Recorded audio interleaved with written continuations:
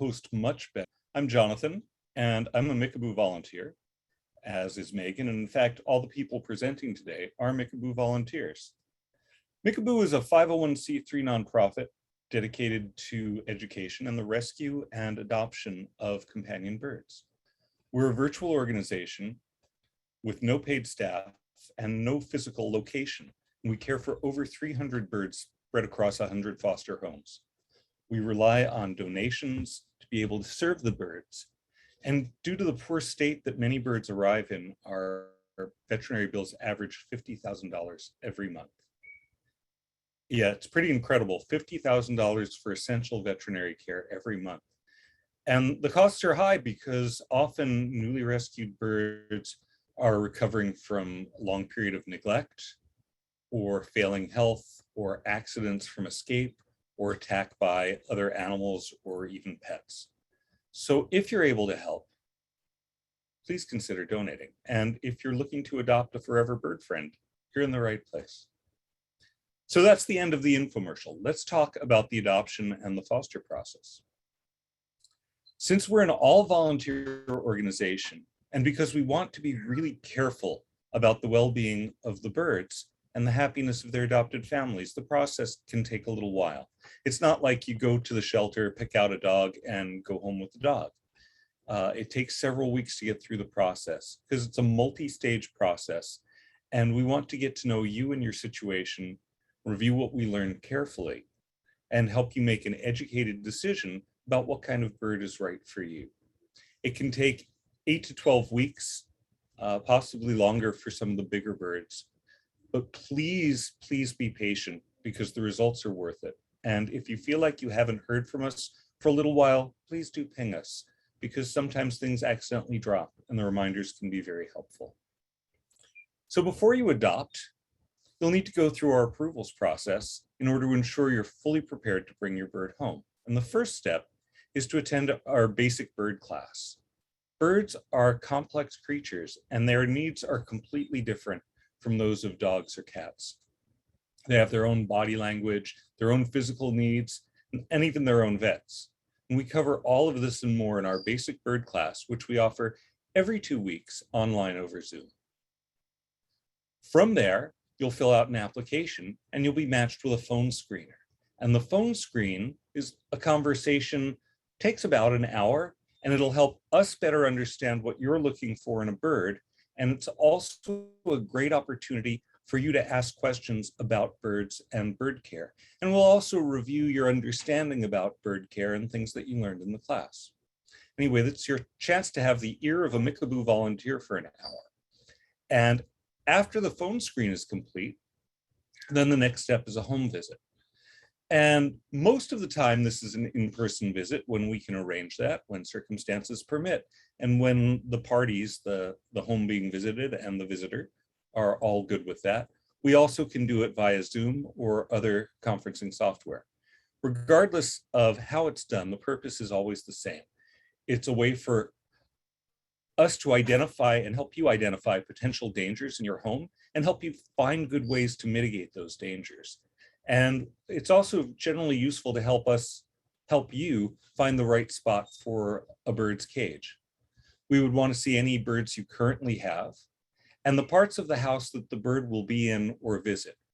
We won't need to see bedrooms where the birds will never be, etc. And it's not a white glove test. We don't mind a bit of mess.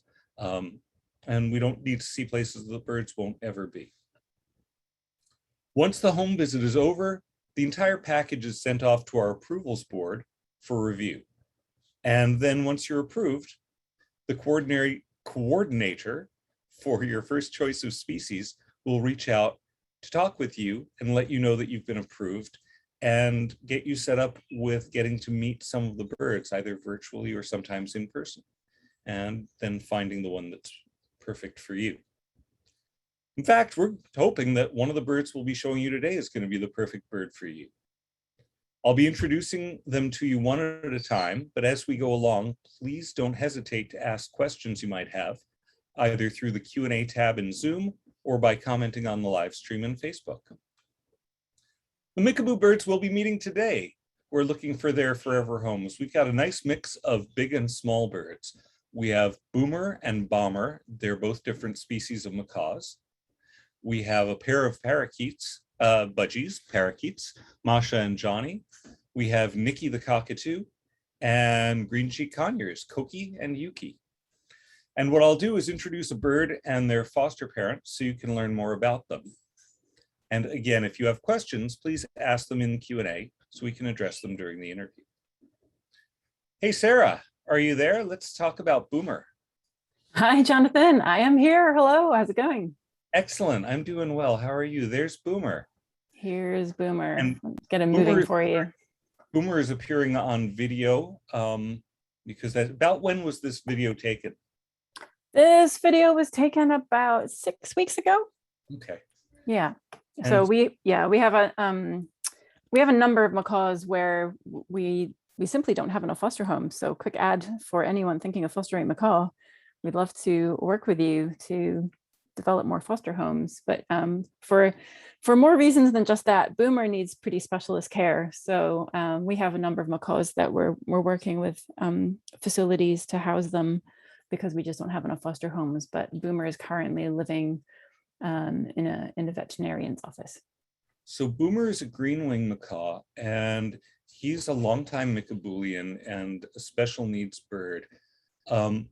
Let's talk about what's his story and how he came to Mickaboo.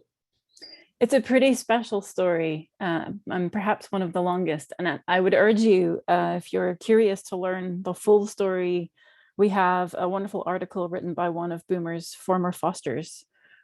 Scott Shipley was our macaw coordinator for many years. Unfortunately, he passed away a few years ago, and we are all still missing him terribly because he was really wonderful with the macaws. And when Boomer came to Mickaboo, it was partially through Scott's good work.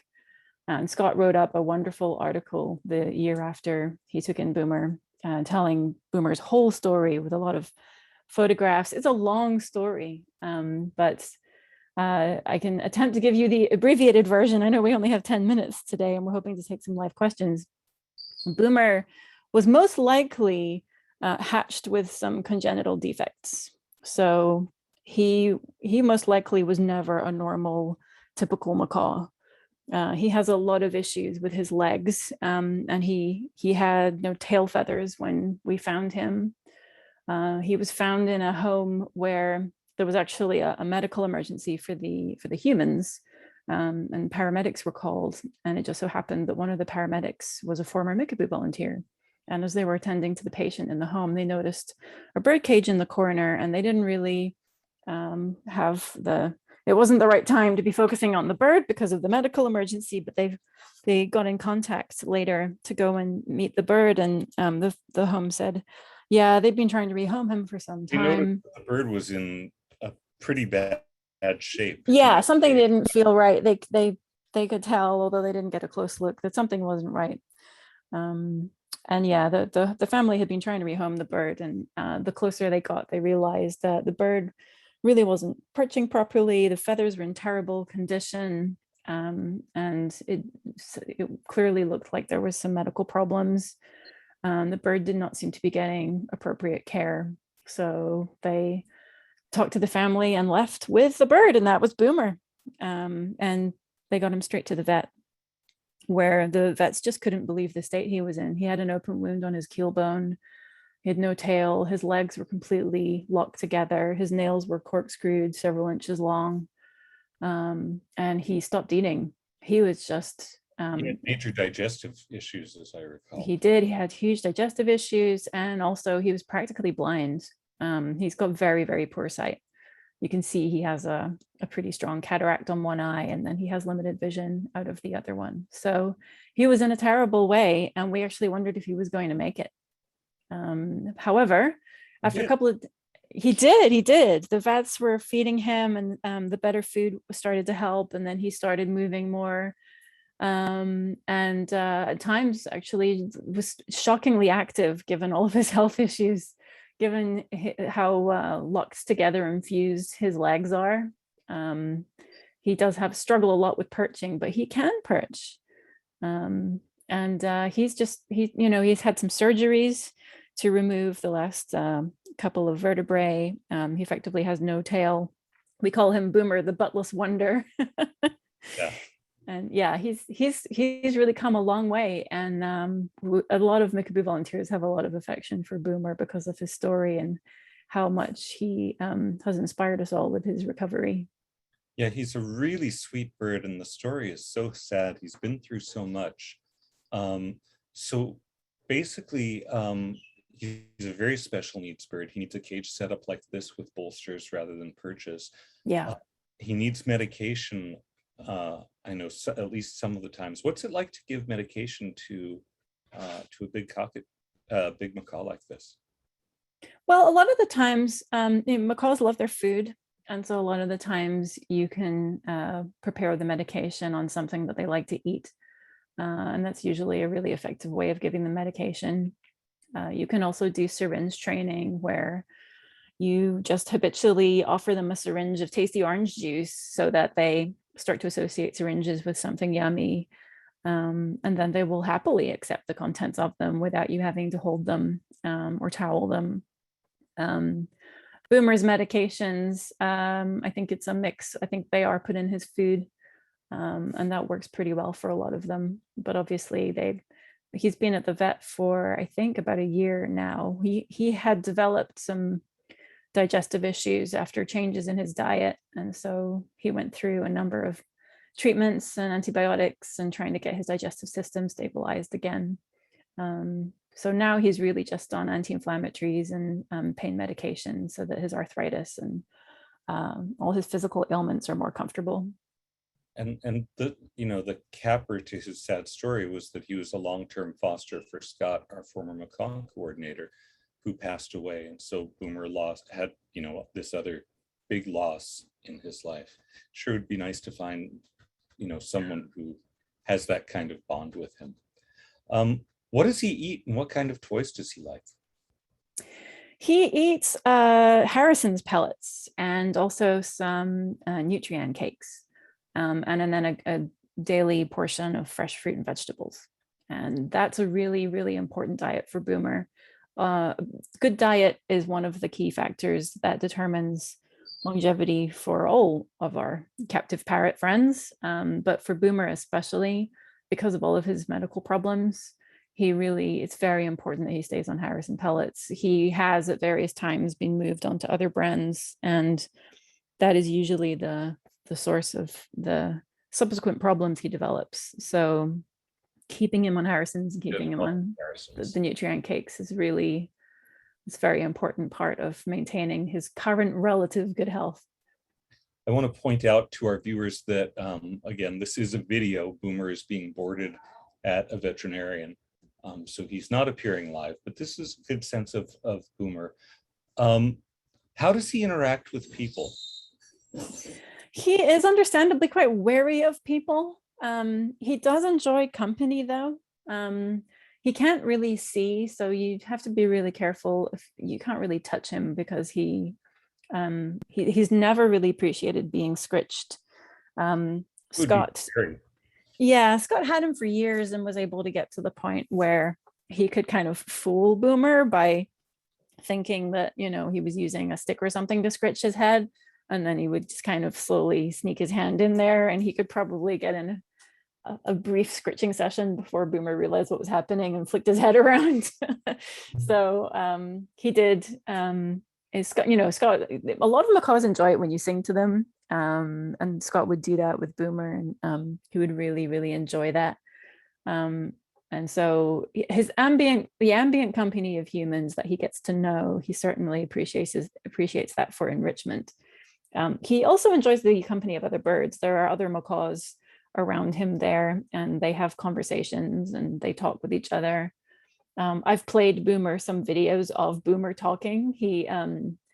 We have quite a few videos of him in his former foster home where he's kind of going on a little speech, just kind of rah, rah, rah, rah. He doesn't talk English words, but he can be quite conversational sometimes, just making macaw noises. And he reacts to those videos. He recognizes that that's him. And they get him very excited, and he starts making high-pitched squeaks and yells and listening to the videos. So Yeah, I mean, he, like all macaws, he actually needs a lot of attention, even though he can't move very quickly and he has a lot of physical limitations. He still needs a lot of mental stimulation. He hasn't lost any of his mental faculties. What qualities would a good adopter have? What would make a good home for him? And as we wrap up, what else would you want those potential adopters to know about this special guy? Well, obviously, Boomer's been in and out of medical appointments for years, and anyone adopting him would need to be prepared for having to take him for very frequent checkups. You would probably need to live fairly close to an avian vet to facilitate that. Would we say adopting or fostering, really? Yeah, adopting or fostering. You'd need to be prepared for maintaining this special setup he has using these rolled up flannels and towels as bolsters. That creates a lot of mess. Macaws, their poops are big, and it's a lot harder to keep a cage clean like this when we're using flannels and towels instead of the traditional grill. So you just have to be ready for a lot of bird laundry and multiple changes throughout the day to stay on top of that and keep Boomer clean and as healthy as he is now. It's a nice opportunity to give a deserving guy decent quality of life. Absolutely. He would benefit from you could set up a specialist stroller for him to take him for walks. I think he would still be able to tell that there was some sunshine outside. I think he would enjoy the fresh air. Scott had built him a little RV cart so he could wheel him around to be wherever the people were at home. And Boomer appreciated that as well. So there's a lot of quality of life for Boomer still, despite his physical limitations. And he's a really sweet bird.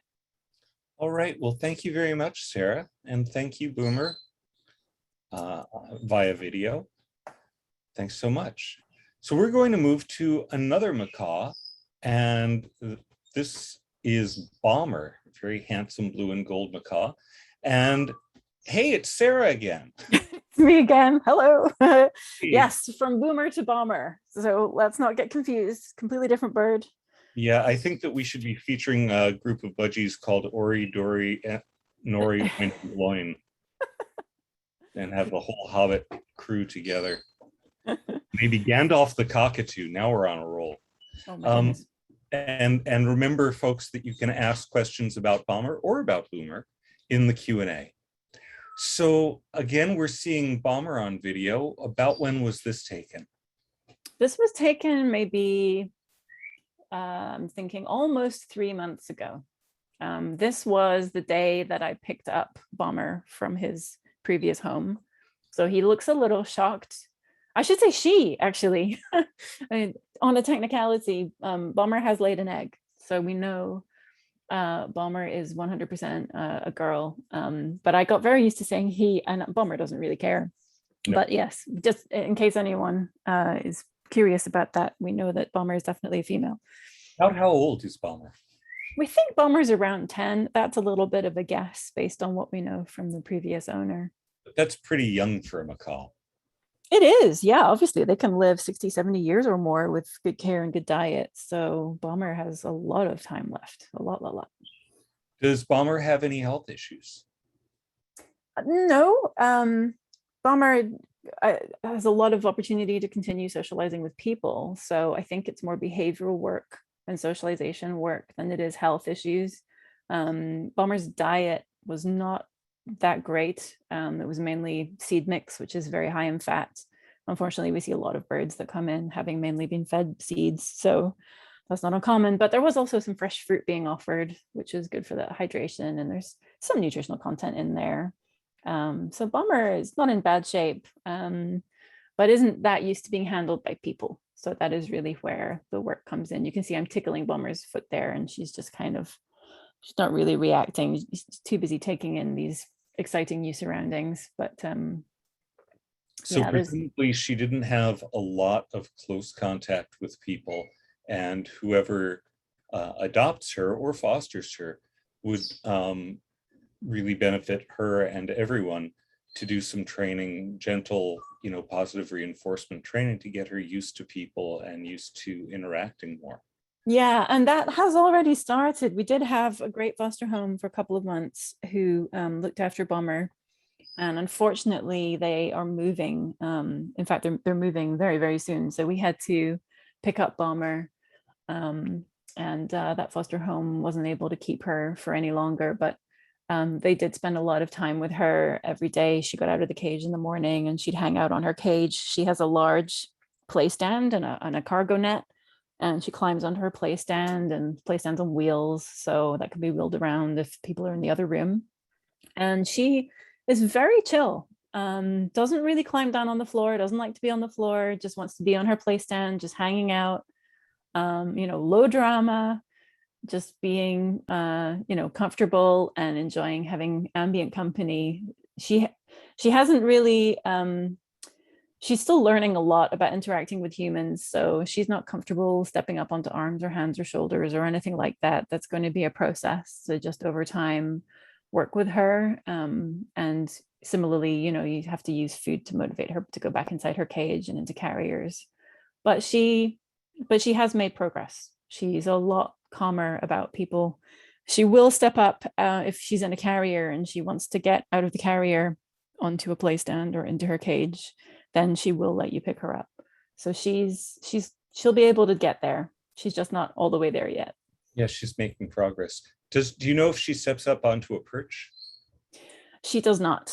Okay, so there's just lots of things Lots of things to learn. Yeah, but that's actually Right. a lot of the fun. I mean, It really is. all birds, and Jonathan knows a lot about this, all birds benefit from not just company and attention, but enriching activities where they can learn from cues from you, to learn new behaviors, new activities, which you can work on over time and add to. And some of that is very logistically useful, like getting in and out of carriers and other things you need to do with them. And then some of it is just for their own enrichment, teaching them about new types of foraging toys, and other activities that keep them busy and happy and mentally stimulated. Yep, absolutely. So Bomber came in on not very good diet. How is she doing moving over to a healthier pellet-based diet? Is she transitioned on that? She will eat some pellets. I think it's still a mix of some pellets and some seed mix. So it's a work in progress, and it's better than it was. Her foster home had a huge bag of walnuts in the shell. So her favorite treat is now a walnut in the shell. She's got high standards. But she has a nutcracker on her face. So oh yeah, that part's easy. So she's happy to help with that part. But she's making a lot of progress in all respects. She's also a really quiet bird. She doesn't make a lot of noise at all, which is usually macaws do a lot of yelling in the morning and in the evening. And she is definitely on the quieter side. So as macaws go, she's on the quieter side. That's not a bad thing, because macaws can be on the louder part of the scale. Does she whistle or sing or vocalize? She makes little noises, like little croaks and like very sort of soft vocalizations sometimes. But they're sort of human speech volume, nothing deafening. Right. And that can be in response to what she sees out the window or people coming in talking to her.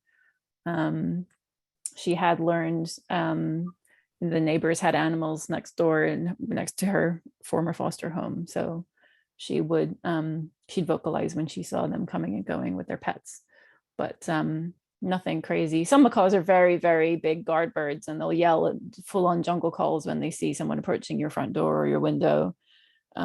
She's not that loud. She doesn't do that, but she will make little squeaks and noises just throughout the day as you're talking with her. Nice. So what do you think would make for a good adopter for Bomber? It sounds like, someone who's willing to put in the time and effort and patience to help her socialize and learn basic human interaction skills and give her an enriching environment. Yes, I think somebody with time. time and the willingness to work with her. The last foster home had no prior macaw experience. They were just someone who was home all day and willing to work with us, really receptive to all of the feedback and advice. And they did great with her. They were very reluctant to have to give her up. Unfortunately, the moving situation that they're facing is not optional for them. So they were really sad to see her move on. But they were not macaw experts. They were just willing to follow our advice. And we had a lot of calls early on to make sure they were all set up for success. And Bomber's not a difficult bird. She just needs to learn how to work with people and learn some cues that can make interacting with people more fun and help her develop trust with someone she knows and recognizes. And over time, I think she will continue to make strides of progress. Yeah, that sounds pretty reasonable. And she's certainly a lovely girl. And seeing this, if this is, being in a new cage and a new environment is really stressful for a bird, and she's dealing with it. She's certainly scoping everything out, but she is not, so to speak, climbing the walls. Yeah, she's beautiful, and she's taken a lot in her stride. When we moved her from the foster home, we had to move her cage as well, obviously. And so when we took her, her cage still had to be assembled, so we took her out of the carrier and just put her on a play stand, and she just kind of perched there and looked around and was just keeping an eye on everyone and supervising whilst we got a new cage set up for her.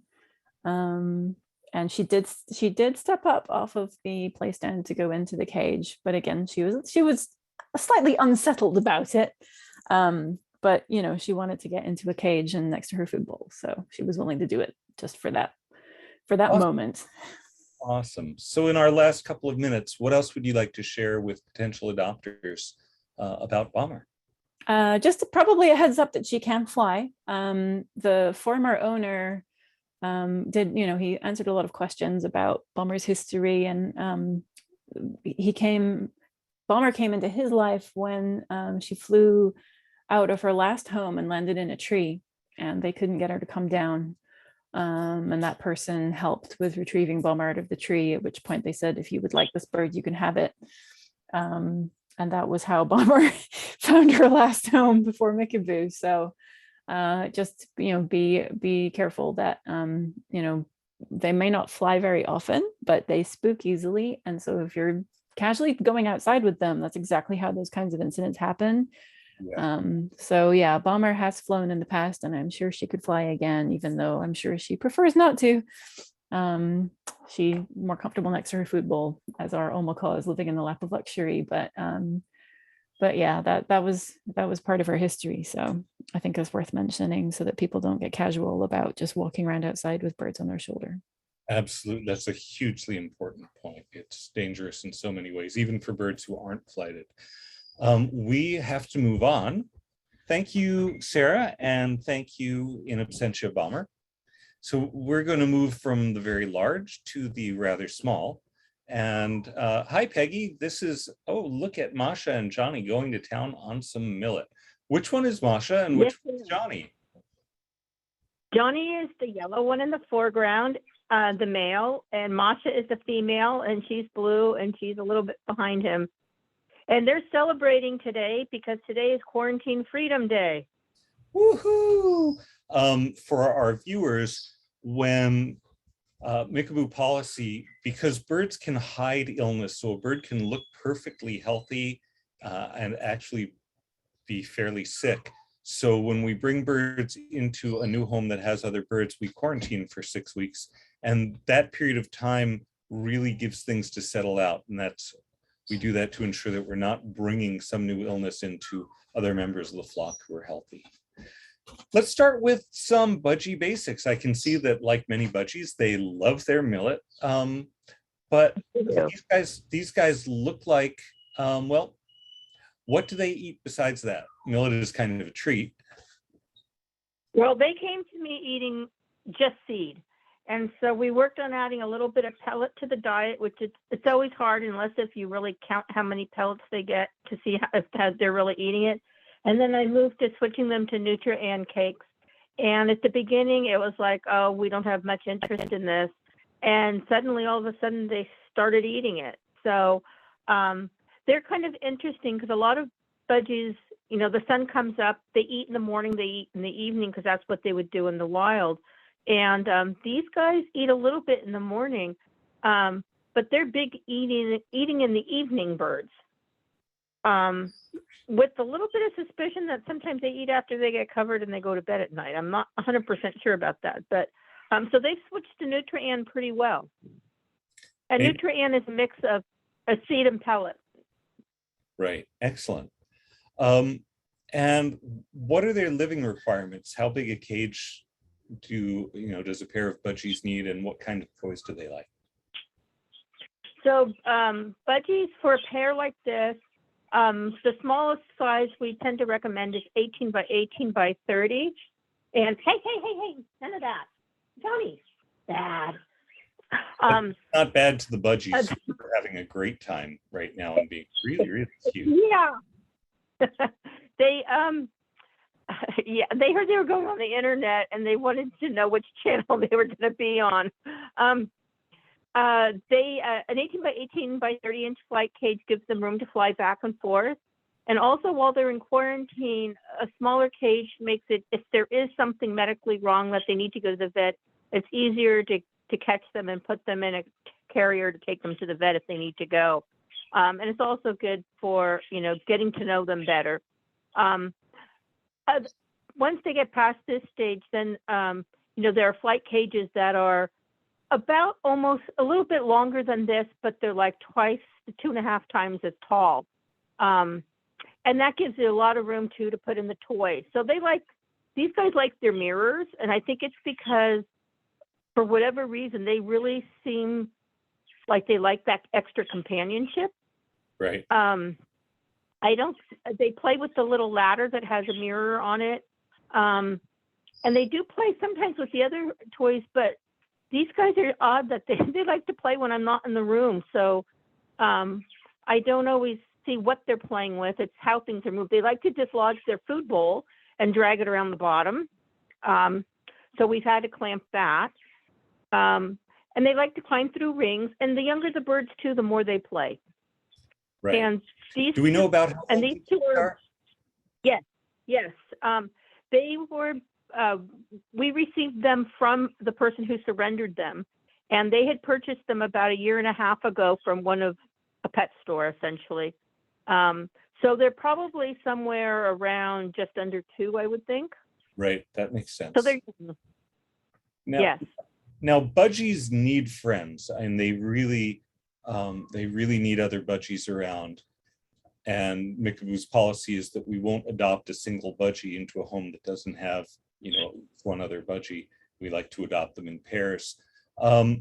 And often birds are what we call bonded. That is, they form close relationships, and we don't want to split that up. It looks to me, and I'll ask the question, but it looks like these two are bonded, and that we wouldn't want to separate them because of how stressful that would be. Right. We believe they've been together since they were at the pet store. So that's all they know is each other. And yes, they are. If you notice, they're feeding each other. And when I kind of hollered a little bit at Johnny, well, we're working on trying to control some of their hormone impulses because we don't want them mating and laying eggs. Laying eggs is very hard on the female, and they are hormonal right now. And we're trying to prevent mating and eggs and, of course, baby birds. So we're trying all the things of making things the days longer, or the days shorter rather, and the nights longer, so they have less daylight to simulate, winter coming, and those types of things, so that we don't encourage that behavior. Right, and for our viewers, as Peggy said, producing and laying eggs is actually pretty hard on birds physically, and it can be a major health problem. So it's easiest when birds are separate, then they don't have the opportunity. But when you have a male-female pair like this, where they have the opportunity, then it becomes really important anyway. to keep them from getting hormonal and thinking that it's time for breeding season. How do they interact with people? Do they step up? Do they talk? Or would you say they're tame? No, they're not tame, although Masha, the female, is actually surprised a little more brave than the male. And someone else had fostered them for a very short time when we first got them before I got them. And she indicated that the female was a little more timid. And it's like, to me, he goes and hides, and she'll at least look at me. And she did land on my finger one day, but I think it was more by accident than intent. But they don't, if you go in to clean the cage and you do things, it's not like they panic fly all over the place and back and forth, which some birds do. Right, So they've been around. So they've been around people enough that they don't do that. And I think with a little work, they will step up and do that. Right. Again, some socialization and training. Do they currently step Right. up? Just No, they don't step up. okay. Not even for millet. So they need a little work. Yeah. Have they been around other pets or children? It was funny because last night I was in here and they were quiet as anything, and they heard my dog's collar rattle out in the hallway, and all of a sudden they started chirping. They are not around children, so I don't know how they would be. I think because they are that little bit fearful still, or a little timid. Probably small children, it probably would not be a good idea, but I think older children, somebody who's not going to stick their fingers in and try and poke them and that kind of thing, but are very patient, I think would probably be fine. Okay, that's great. Yeah, they're really sweet. They're budgies. They natured and cute when they went to school. Yes, they did. So in our last few minutes, what else would you want to share with potential adopters, or want them to be aware of with these two sweeties? Well, Masha is currently molting, so I'm finding little blue feathers absolutely everywhere. And I live in Daly City, and I asked the vet one time how often budgies should molt or birds should molt, and she says here they molt whenever they want to. So whether it's a function of I ran the heat a couple days and it got warm and they decided it was a good thing to do, I don't know. But I have other fosters as well, and they're molting as well. So maybe it's time of year. It is time of year. But excuse me? It is time of year. It is, okay. But I think these birds would be great with the family, with older kids. They would definitely like to be adopted together, as long as the adopters are aware that they're going to probably have to deal with hormone issues. And going forward. Keeping from having places to nest and those sorts of things. Right. No nesting materials, nothing to chew on that they can build it. I have to make sure the cage papers are perfectly flat, or they shred them. They manage to pull them up. Yep. Yeah. All right. Thank you so much, Peggy. And hopefully you two, Masha and Johnny, you'll be finding your forever home soon. All right. Hope so. Thank you. We're going to move to a slightly bigger bird. Hey, Virginia. Hello. And Can you see me? we can see you just fine, and we can All see right. Nikki is a beautiful bare-eyed cockatoo, and they are birds from Australia, and they're medium big birds with big personalities and pretty big voices. Before we start, I want to remind our viewers they can ask questions about Nikki in the Q&A, and we'll try to answer them either in the Q&A or out loud. So about how old is she, and is that old or young? She's 28 years old. When I first heard about her, they said she was very elderly, and I looked it up, and the average lifespan's around 50 years. So she's middle age, I guess. Yeah, really. How did she come to Mikabo? Her owner died. Her owner died of cancer, and her owner's father tried to care for Nikki, but became the feather dust made him sick, so he had to give her up.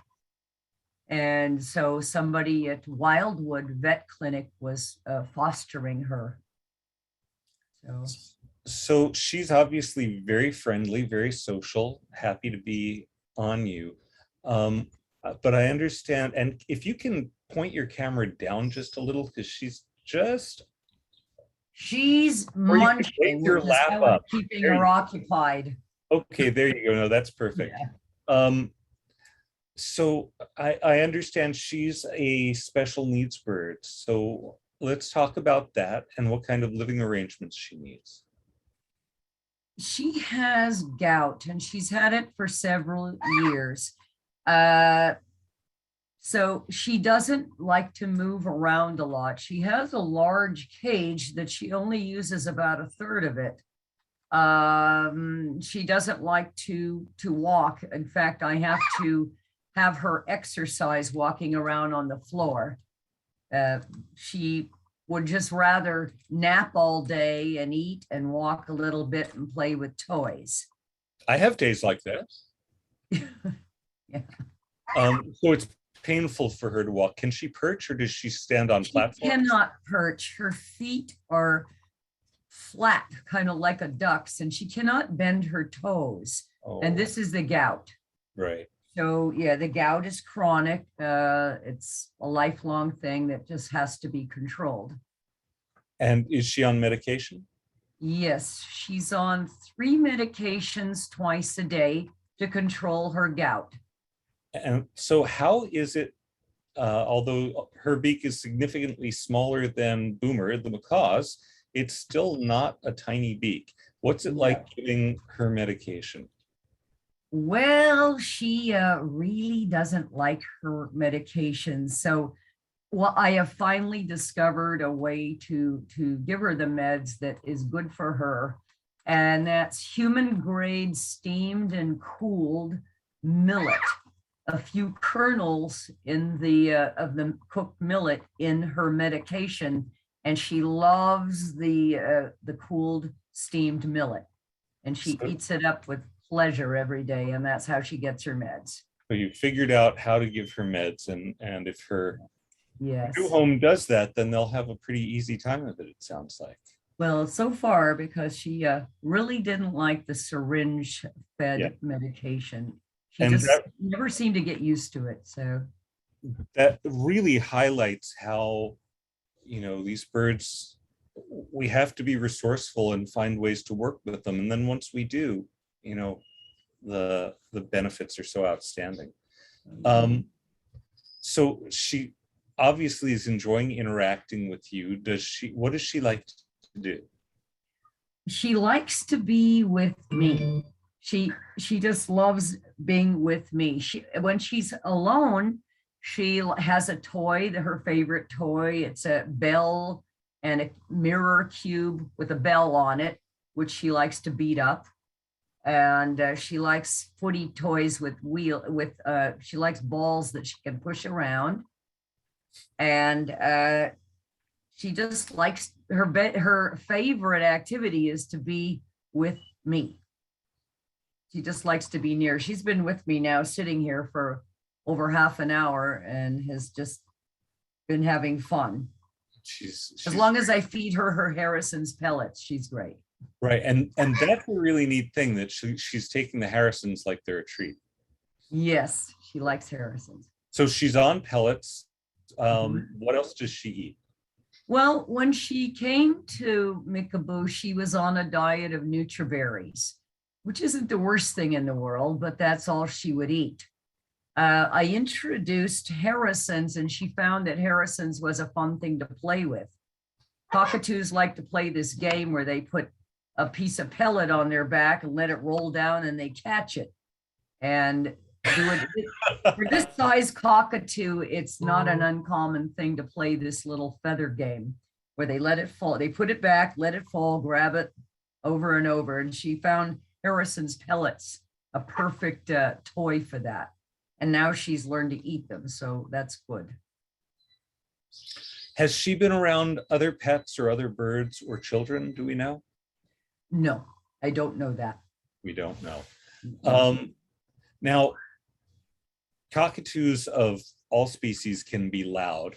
So on the cockatoo scale of loud, is she quiet for a cockatoo, quiet for a bird, or pretty average for a cockatoo, meaning she gets loud? She's quiet for a cockatoo. She lets out a few loud blasts and oops, let me put this here. She lets out a few loud blasts and then she stops. I have been around other larger cockatoos, and on a scale, she's pretty low key. Yeah, for a cockatoo.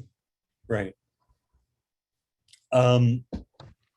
So she needs to be encouraged to walk and get exercise so that she doesn't gain too much weight. Yes. It looks like she's more comfortable moving around. I think she's on a pillow. She is on a pillow, and I put her here because it's easier for you to see her, and it's comfortable for her feet. Right. So soft. In her cage, she has something soft, a piece of felt to walk on. Right. That makes because her feet hurt. They can hurt if she's on a hard surface. Yeah, it's interesting that she was on a Nutriberries diet because a lot of the Nutriberry flavors have salt, and I think salt is indicated in gout. So that's an interesting thought. So we don't know how she does with children. And do you have other birds that you foster, and is she interested in them or not really? No, I have 3 birds of my own, and she is not interested in them, and they're not interested in her. I don't want her to mix with them because I'm afraid that they will not be kind to her.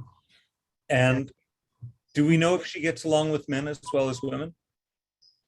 Does she get along with men? Yes. I don't know. The owner's father was a man. I assume that she got along well with him, but I don't know for certain. Her original owner was a woman. Okay. In our last few minutes, Virginia, what would you like to share with potential adopters, or maybe a funny story or things that they should be aware of with Nikki? Nikki is very affectionate. She seems to like people. She took very quickly to me when I came to visit her at Wildwood Vet Clinic. I'm discovering new things about her every day. Like yesterday, I discovered she hates violin music. Weird, right? But she likes country and Western, and she likes to dance. She likes to bounce up and down, but it's just strange. Every time someone's playing violin music on Netflix, she starts screaming.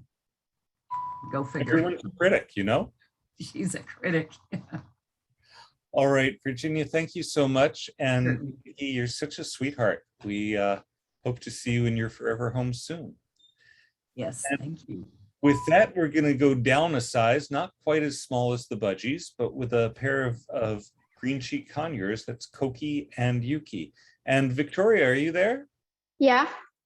Excellent. Hi. Hello. I want to remind people that they can ask questions about Koki and Yuki in the Q&A, and we'll do our best to answer them. So first, who's who? So it's easy to tell who's who. Koki is the one right here, the green one. Yuki is a little more blue in the color. Another way to tell them apart is that Koki constantly says his name really a lot. He's like, Koki, Koki. The other day in the morning, I was walking up to him and I'm like, hi, who are you? And then he's like, Koki. And so it's real easy to tell them apart. That's really cute. Now from here, the big difference that our viewers can see is that one of them has a lot more red or brownish red, orange in the chest. So yeah, that. I don't see the blue so much, but who is that? Yuki is right here. Yuki's right here. She's a little more greenish blue over here. The one closest to the pepper. Got it. Yuki is the lower one and Koki is the higher one. Yeah. Okay, awesome. Do we know how old they are? Yeah, we do. Koki is 6 years old, and Yuki's just a year younger. She's 5 years old. And they are certainly hanging out together. We discussed bonded pairs when we were talking about the budgies. Are these guys a bonded pair, would you say? Yeah, they are definitely a bonded pair. Just a while ago, they were preening each other. It was really adorable. So I would say that like if you separate them, it would be really sad for them. Yeah, and we can see that they are just enjoying that pepper together, and they're right in there, very happy, not squabbling. How did they come to Mickaboo? They came to Mickaboo when their owner lost their home. So Oh. a relative took care of them for a while. And then the relative couldn't take care of them, so she gave them away to Mickaboo. Got it. How do they do with people? How do they interact? Do they step up? Do they like to be around people? They're definitely both tame. Koki, he steps up from inside and outside of his cage for a treat, and Yuki, she steps up from outside of her cage, and she kind of prefers to more hop onto your finger. But both of them, like humans, they are not afraid of hands. Got it. Have you, by any chance, done any training with them? Yeah, they do. Yeah, they do. They can do lots of tricks. They do, as I said, they do step up. They're also target trained, and they do circle. So right now I can demonstrate how they do their cool tricks. Yuki likes to dance, and Koki likes to do like talk training. Come here, Yuki. Want to get a seat? Dance? Yeah, she's going onto a perch. They show her a seat, and then she dances. Oh, that's really cute. Koki can also talk. You want to say something? What are you doing? Yeah, so he likes to say, whenever you show Koki a seat, he likes to either say, "What are you doing?" or "Koki." And usually he does that a lot. Sometimes when he's hungry, he's like, "What are you doing?" or "Koki," to show that he wants a seat and he wants to do some training. Right. Yeah, very good about letting you know what he wants and stuff. That's great. Have they been around younger children? Yeah, they've been around my little brother, who is 7 years old. I would say that they're good with children, just not extremely young children, or because like it's really important to understand their body language, and yeah. But my brother knows how to do well around with them. So and they all get along very well. So I would say that they're good with. They'll definitely get along with anybody that knows how to interact with them. They're really sweet and really cute. Yeah. Really. What do they eat? What do they eat? They have a bunch of favorite foods. As you can see right now, they were just eating pepper. That's their favorite food. And yeah, they also like they also like veggies. They like apples. They like strawberries and cherries. They will pretty much try anything as long as you like give them the option, put it in their food bowl or something, and then they'll try it out. So they're not afraid to try new foods. Neat. Do they, is their diet mostly pellets then, other than the fruits and veggies? They eat a lot of fruits and veggies. They also eat pellets. Yeah. They really like to eat pellets. Their favorite is Harrison's and Supreme, and they just really enjoy eating it. It's funny to see them go down to their food bowl and then see them just crunching on their lunch. Yeah, the sound of crunching pellets, has its own kind of music to it. How big a cage do they have? And how big a cage should they have, or do they have? Their current cage size is 32 by 21 by 33 inches. Usually for birds, the bigger, the better. This would be kind of like a more minimum medium-sized cage for them. They usually like to walk around the cage. They don't fly too much unless like they really need to, like when they're spooked of something. But they like to use their feet for exercise. Right. Yeah, walking around is how most of our birds get exercise, but having room to move around in their space is really, really important. Do they spend any time out of their cage? Yeah, they do spend, if you give them a chance, they can spend some time out of their cage. They're both fully flighted, so that's just another thing to know. And they like to, whenever they go out of their cage, they like to spend time together. If one bird goes somewhere, the other follows, and that's another way to know that they're bonded. Right, right. Good point. That. What kind of toys do they like and have? Their favorite toy is the bell right up here where Yuki is. Yes. So next to Yuki, there's a bell on Yep. the left, I think. That's their favorite bell. They like to talk with it. And what I mean by like talk with it, the second we put it in their cage once, Koki came up to it, started ringing it and talking like crazy. He said like so many things so fast. It was hard to hear what he was saying, but I heard a little bit of Koki, what are you doing? How are you? What's up? And all that. And then ringing the bell. That sounds really Yeah. cute too. And we're making sure that that bell goes with their adopter because they really like it. That's a They favorite. they also really like bird kebabs. I don't know if you can see it, but there is one over there next to the natural wood perch. But they do have a bird kebab. It's almost fully chewed up, and they like, with birds, it's important to give them shredding toys because it's part of their nature. And they really like that too. And they also like foraging toys. Foraging toys are very good for them because it's also part of their nature. I have an easy way to make foraging toys like this paper. You put a bunch of seeds in a paper and then you give it to them and then they have fun finding it. Yeah. So to explain for our viewers, Victoria mentioned two types of toys. Foraging toys, the last thing, is things where the birds have to look for or work for getting some food. So a folded up piece of paper that they have to open up or tear up to get at the food inside keeps them busy for a little while and occupies them. Yeah, it does. And shredding toys are things that they can chew up and shred like pieces of wood or for some birds cardboard. And I think that's what you were talking about with the wood, with the bird kebab was wood on a stick. Yeah. Yeah. Yeah, cool. Do you guys have other pets? Have they been around cats or dogs? Are they? I don't know how they would be with cats or dogs, but we do have a parakeet, and we sometimes put his cage a little bit like next to their cage. It's better to keep small birds and big birds out of direct contact. But when we put their cages next to each other, they like to interact with chirps and all that. And it definitely kind of soothes, they like being around other birds.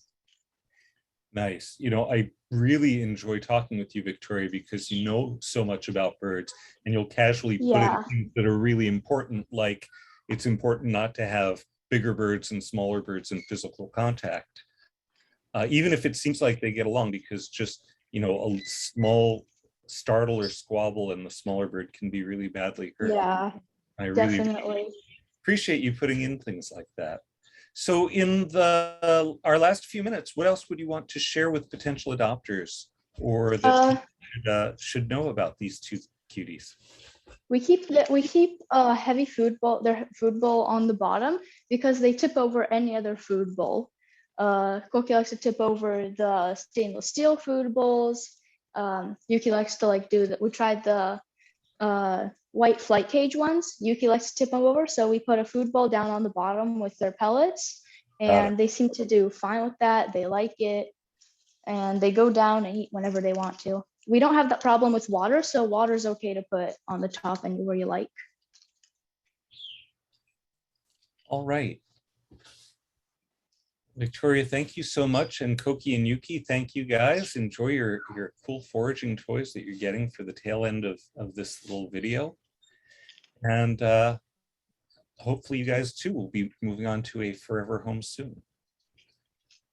And now I'd like to thank all of you for attending Mikaboo's October Virtual Adoption Fair.